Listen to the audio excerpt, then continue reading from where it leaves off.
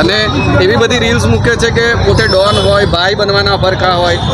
Mafia ગેંગનું તો મને કે એટલો અંદાજો નથી, પણ જે કંઈ પણ હું સાહેબ હું ચાહું છું જે કંઈ પણ જે આ બનાવ બન્યો છે ખૂબ જ નિંદનીય છે। અમે આ બનાવને સખત શબ્દોમાં વખોડીએ છીએ। પાણીગેટના સમગ્ર મુસ્લિમ સમાજ અને પાણીગેટના મુસ્લિમ વેપારીઓ અમે આની સખત નિંદા કરીએ છીએ। આવો બનાવ ના બનવો જોઈએ।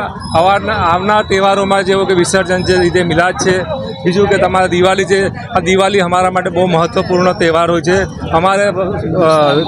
અમારે લગભગ કરીને પાણીગેટ વિસ્તારમાં 90% હિન્દુ ગ્રાહક અમારા ત્યાં આવતા હોય છે। એના માટે અમે ખૂબ જ ચિંતાજનક છે કે આવા જો બનાવ થતા રહે તો અમારા માટે બહુ કટ્ટર માનસિકતા કેવી છે ધાર્મિક? કોઈની પ્રતિમા પર આવી રીતે ના થવું જોઈએ ને, એ થવું જ ના જોઈએ।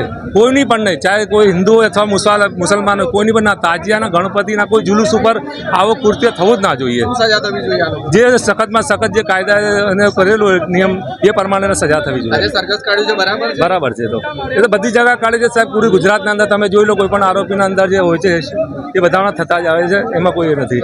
થવું જોઈએ। મોહમ્મદ સલીમ દૂધવાલા।